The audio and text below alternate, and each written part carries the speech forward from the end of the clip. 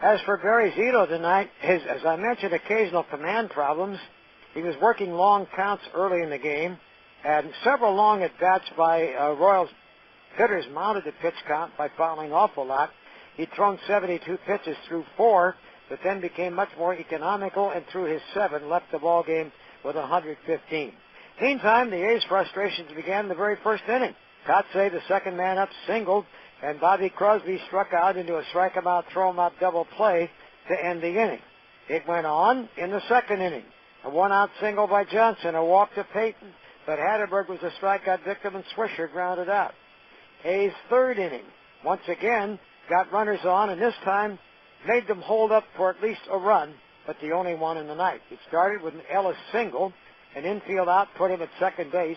Kotsay drew a walk, and then Bobby Crosby at the plate with runners at first and third because Ellis had gone to third on a wild pitch just before the walk to Kotsay, and Crosby trying to get the run home. The 3-1 pitch is the ground ball to third, taken fair. Back of the bag, Sheehan goes to second for the force. As the run scores, that's the second out. Crosby is safe at first, and now it's 1-0 Athletic. But Eric Chavez went down as a strikeout victim, and that ended the inning. The A's had their only run of the night, as it turned out. Meantime, Zito had retired 9 of the first 10 faced, only a walk to Stairs in the second inning, marring a perfect 3 innings.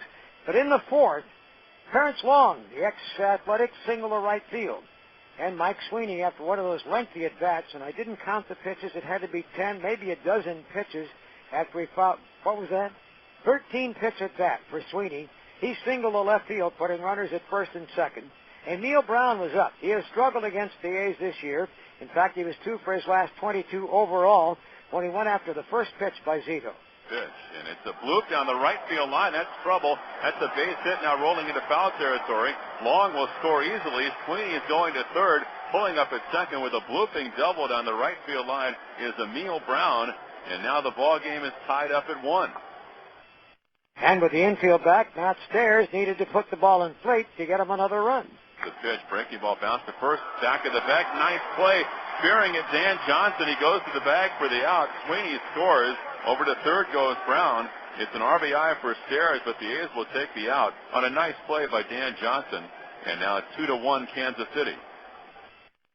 And the A's had another blossoming inning in the fourth when Johnson singled for the second straight hit.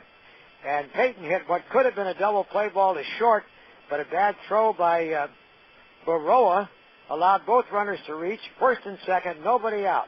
But the slumping Scott Hatterberg bounced into a comebacker to Wood, who turned it into a 1-6-3 double play. And then Swisher, though hitting the ball hard with a runner at third and 2 out, lined out to left field, and the A's came up empty once again. Same story in the fifth. They got Kendall to third base with 2 out, and then Crosby hit a shot inside third. Mark Teahan, the third baseman, made a nice backhand grab, diving into the dirt, threw him out, and the A's once again looked at an inning of frustration. Are you ready for more?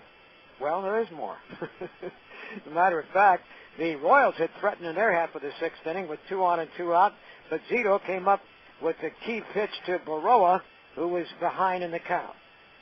This will be the 100th pitch for Barry Zito tonight. And here it comes. Struck him out.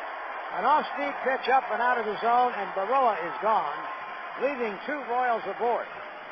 And so we go to the bottom of the sixth inning. Kansas City 2 and the A's 1. So Barry was keeping the Royals within reach and then some. Chavez opened the sixth inning with a double at the left field corner. And with Dan Johnson batting, stole third. There was the tying run at third. Nobody out. Johnson walked. This, by the way, was against Andy Cisco, a big, hard-throwing but erratic left-hander who had taken over at the start of the inning. With runners at first and third, Payton hit the fly ball, but not the deep enough fly ball to left field. Terrence Long fielding, fired to the plate. Chavez bluffed and stayed at third. Hatterberg was lifted for pinch hitter Bobby Kelty, who drew a walk on a 3-2 pitch, and that gave the A's a bases-loaded one-out situation, which had all sorts of promise. But Ambiorix Burgos came on, the hard-throwing right-hander to face Nick Swisher. They had quite a duel that went to 3-2. Crowd of 27,648 into it right now. 3-2, bases loaded, pitch to Swisher. He struck him out, and he went to a breaking ball down and in. A swing and a miss by Nick Swisher, and there are 2 gone. And that was after 2 breaking balls that didn't do anything and created the full count situation. Ellis then grounded softly into a force out, and another A's rally was short-circuited. In the 7th inning, this still against Burgos, 2 walks, one to Kotze with 1 out, one to Chavez with 2 outs, set up Dan Johnson for a chance to deliver a run, but he popped out to second base to end the inning. And the A's had one more threat coming up, and that was in the 8th inning when Kelty ripped a double to right center field with 1 out.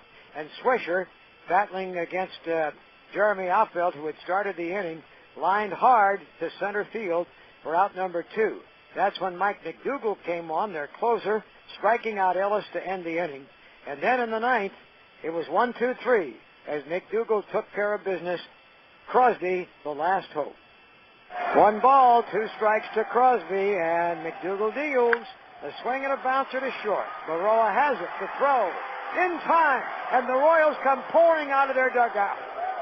The Royals' long period of misery comes to an end. A 19-game losing streak is now history, and the A's are the victims as the Athletics lead in the wild card shrinks to a half game, and they're 2.5 off the pace of the Angels in the American League West. They will not have a 500 homestand. Kansas City edges the A's tonight 2-1. I might add that Jose Lima led the charge out of the dugout as the relieved Royals headed back to consider that a 19-game losing streak now was behind them. Ken will be back with the scoreboard report right after.